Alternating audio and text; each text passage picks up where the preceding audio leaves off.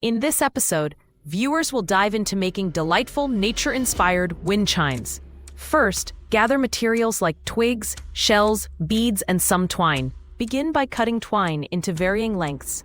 Then tie your twigs together to form a unique frame.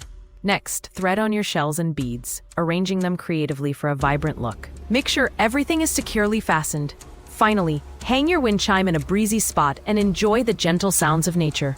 Remember, personalizing your chime with different colors or patterns can make it truly one of a kind.